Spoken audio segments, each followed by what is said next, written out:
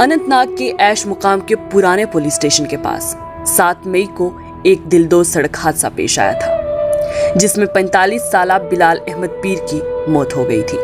आपको बताते चलें, यह हादसा उस वक्त पेश आया जब बिलाल अहमद घर से अपने वालिद के लिए कुछ दवाइयां लेने के लिए निकला था और फिर आज तक वापस नहीं आया। तभी एक सीआरपीएफ की गाड़ी ने उसे कुचल दिया। वहां मौजूद लोगों ने उसे अस्पताल ले जाने की कोशिश की, लेकिन रास्ते में ही बिलाल अहमद दम तोड़ बैठे। गेट लाइन मैंने देखा है, फिर पीछे से गाड़ी आया और आगे वाले जो गाड़ी का बम्पर होता है साइड वाला, फिर उन्हें धक्का मारा है और पीछे से उनको टायर छाती से ऊपर चढ़ गए। आँख निकल गए उसको। फिर मैं उसको अपने राइट हैंड से आँख को ऐसा मारा या ऐसे और अंदर चला गया और इधर से बड़ा सुराख हो गया और छाती बाहर निकल गए उधर से। यहाँ से उसको टक्कर मारा है, देखो खून अभी तक यहाँ ही है।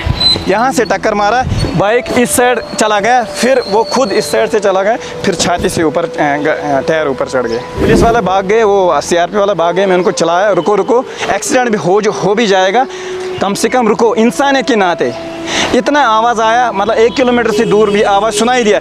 फिर गैरत इंसान है, उन्होंने भागना शुरू किया। सहारा क्या तमिस मे थो कह सहारा तमिस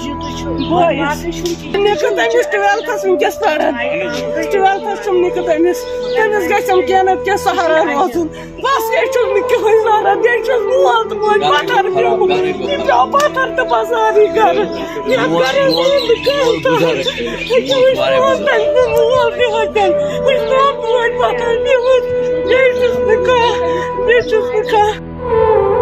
मौका वारदात पे एसएसपी अनंतनाग, एसएचओ ऐश मकाम, तहसीलदार और इंतजामिया के कुछ अराकीन ने पहुंचकर जायजा लिया और ड्राइवर के खिलाफ एफआईआर भी दर्ज की। लोग इस हादसे की खबर सुनते ही सड़कों पर उतर आए। उसके बाद इंतजामिया ने इन लोगों को ये यकीन दहानी कराई कि इस मामले की पूरी जांच पड़ताल होगी। आपको बता दें, बिलाल अहमद ने अपने पीछे अहलिया, 2 बच्चे और अपने बूढ़े माँ बाप को छोड़ दिया है। बिलाल अहमद वाहिद अपने घर का कमाने वाला था और अपने माँ बाप का इकलौता सहारा।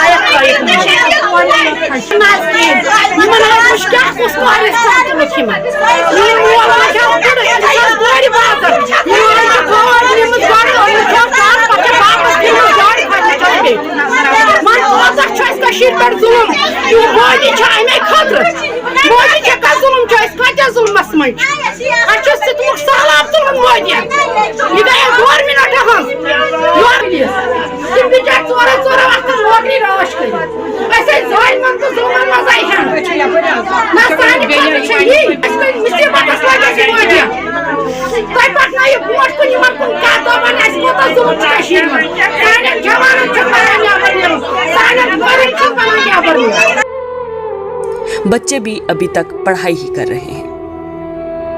बिलाल अहमद के अहले खाना और मुकामी लोगों ने इंतजामिया से ये अपील की है कि इनको इंसाफ मिले और इनके घर के लिए आमदनी का इंतजाम किया जाए, ताकि बिलाल अहमद के घर वालों को मजीद दिक्कत का सामना ना करना पड़े।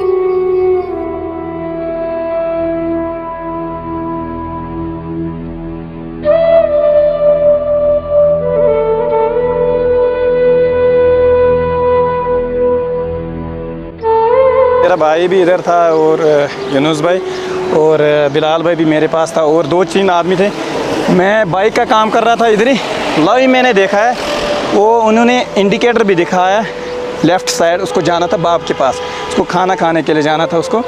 मैंने देखा उसको इंडिकेटर लाइव मैंने देखा है, फिर पीछे से गाड़ी आया और आगे वाले जो गाड़ी का बम्पर होता है साइड वाला, गवर्नमेंट का जो गाड़ियाँ होते हैं उनको अलाउड होता है साइड वाला बम्पर से उन्हें धक्का मारा है और पीछे से उनको टायर छाती से ऊपर चढ़ गए।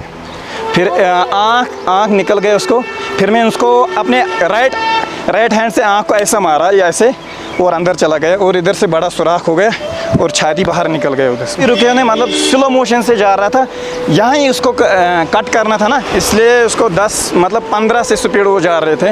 मतलब इंडिकेटर उसने भी दिखाया बाप के पास जाना था, बस यहाँ से उसको टक्कर मारा है। देखो खून अभी तक यहाँ ही है, यहाँ से टक्कर मारा, बाइक इस साइड चला गया, फिर वो खुद इस साइड से चला गया, फिर छाती से ऊपर टायर ऊपर चढ़ गया। उसके बाद तो पुलिस मुझे मालूम नहीं है, अलबत्ता जब मैंने देखा बिलाल साहब को, उसके जेब में कैश था, कुछ में ले ले, अभी तो मेरे पास ही है, और दवाई था कुछ वो भी मेरे पास ही है अभी, और बाकी लोग भी आ गए। मैंने यही नहीं देखा, बस पुलिस वाले भाग गए, वो CRP वाला भाग गए, मैं उनको चलाया रुको रुको, बस इतना मैंने देखा है। फिर उसको उठाया, वो थोड़ा हैवी है, वो टक्कर मारने के बाद भी चले गए। मैं उनको ये भी बताया, अगर मैं सबको मतलब बताना चाहता हूँ, अगर एक्सीडेंट भी हो भी जाएगा, कम से कम रुको, इंसान के नाते, चाहे सिखो ईसो कोई भी हो, इंसान के नाते रुको, पहले देखो। एक्सीडेंट हो गए, इतना आवाज़ आया, मतलब 1 किलोमीटर से दूर भी आवाज़ सुनाई दिया, फिर गैरत इंसान है, उन्होंने भागना शुरू किया, वो रुके भी नहीं है। फिर उसके बाद भी यहाँ 2-3 लड़के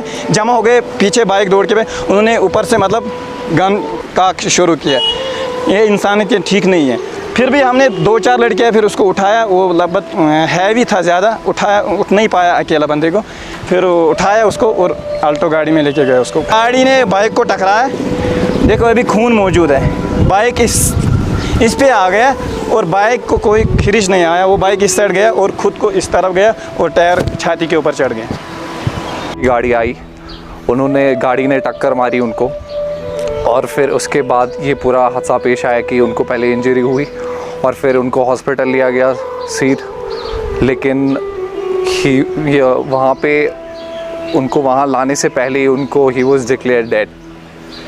तो पहली चीज़ जो यहाँ के लोग, इनकी फैमिली को चाहिए, वो हमको गवर्नमेंट से अकाउंटेबिलिटी चाहिए कि जो हादसा पेश आया है, कि जब भी ऐसे हादसे पेश आते हैं तो लोग हमेशा एक तो जस्टिस सिस्टम की तरफ देखते हैं और पुलिस की तरफ देखते हैं। तो पहले अकाउंटेबिलिटी लाएं और जो भी कल्प्रेट है, he should be brought to justice. ये फैमिली की पहली डिमांड है। और दूसरी डिमांड हमारी ये है कि जो इनके बच्चे हैं जो अभी स्कूल में हैं, तो उनको फाइनेंशियल असिस्टेंस मिलनी चाहिए, कि जो उनका पूरा एजुकेशन है वो गवर्नमेंट हैंडल करे, और उसके बाद जो जॉब है, क्योंकि बिलाल साहब he was the sole bread winner of the family, तो उनका कोई नहीं है इनका, तो बच्चे कैसे चलेंगे, इनका घर कैसे चलेगा, इनकी जो फैमिली है। तो ये चीज़ें हैं। और हालांकि हम फाइनेंशियल असिस्टेंस मांग रहे हैं, उसके अलावा हम ये भी चाहते हैं कि जो भी कल्प्रेट है उसको सख्त से सख्त सज़ा दी जाए। He is my neighbor, and particularly his son is one of my best friend, and we have been since together since childhood, and I know the condition of this family very well. He was the sole breadwinner of this family, and if you look into his family, he has who has parents. They are very aged, and they are suffering from very multiple ailments. His father is a heart patient, and his mother is a diabetic patient, and apart from that, his 2 kids, they were twin borns, and they are in 12th class both. One is doing nursing and one is in 12th class having medical subject. इसका कोई मतलब वो मियार नहीं है। अब ये हादसा आया, ये एक्सीडेंट हो गया है, तो ये खुदा की मर्ज़ी थी, मतलब वो हादसा हो गया है।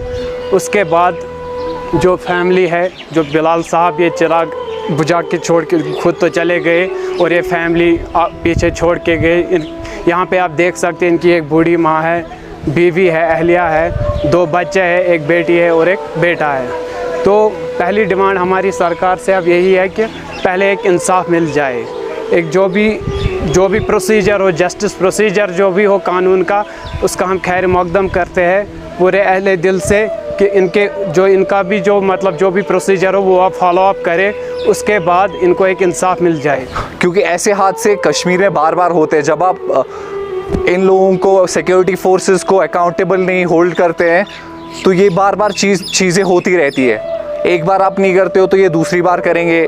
तो यहाँ का जस्टिस सिस्टम से भी अगर आपको लोगों को दिखाना है कि यहाँ का जस्टिस सिस्टम, यहाँ की पुलिस आपके साथ खड़ी है, तो उनको ये चाहिए कि जो ये हादसा हुआ है इन्वेस्टिगेशन होनी चाहिए, पूरी पड़ताल होनी चाहिए कि कैसे हादसा हुआ, और उसके बाद जो भी ड्राइवर था, जो भी उनकी गलती है, सीसीटीवी फुटेज को आप देख ले, जो भी आपको करना है प्रोसेस, हम प्रोसेस के साथ है। हम चाहते हैं कि इन्वेस्टिगेशन पूरी तरह हो और इसके बाद आप इन्वेस्टिगेशन पूरी करके हमें बताइए कि हादसा ये गलती किसकी थी। And we demand from the government and particularly from the governor administration, because we look upon him as an able administrator, and we demand from him they should be generously compensated. At least that is the least that government can do. They should be generously compensated, and his son particularly. This is the not demand of the family and not the demand of the relatives or the friends or the neighbors. It is actually the demand of the whole Ashmukam. At least his son, government should make arrangements for his livelihood, and at least we request the governor to provide him some sort of employment. Bilal साहब जो थे वो एक only earning hand थे इस family के, और इनके पीछे जो फैमिली बैठी हुई है उनमें से कोई अर्निंग हैंड नहीं है। 2 बच्चे हैं जो ऑलमोस्ट 11th में पढ़ रहे हैं, और एक बेटी है जो नर्सिंग कर रही है। तो हम सरकार से यही गुजारिश कर रहे हैं, जो मौजूदा सरकार है, जो डीसी साहब है और जो भी एडमिनिस्ट्रेशन है, उनसे हम यही गुजारिश करते हैं कि इनको एक प्रॉपर जो भी गवर्नमेंट का प्रोसीजर हो उसके तहत इनको एक ऐसा रोज़गार मिल जाए ताकि ये अपनी फैमिली को चला सके। और उन्होंने क्यों ऐसा किया? ये ऐसे आम एक्सीडेंट्स हमने देखे कि एक्सीडेंट्स होते हैं, और ये वैसे एक्सीडेंट्स नहीं है जो ऑर्डिनरी सर्कमस्टांसेस में होते हैं कि हम देखते हैं कि किसी की मौत हो गई। अगर आपने बाइक पार्क करी हुई है साइड में, उसके बाद भी आपको गाड़ी आके कुचल देती है, तो ऐसा कब तक चलेगा? तो हमारी यही डिमांड्स है, 2 डिमांड्स है, और ये बड़ी डिमांड्स भी नहीं है। ये फैमिली के लिए ये this is the least you can do for the family. One is give them justice because they deserve it, because she has lost a father, her brother has lost her father, the whole family, someone has lost his husband, and someone lost his son. So this is no ordinary case. You'll have to bring people to justice. This is what we demand, and financial assistance for both his kids and for the family.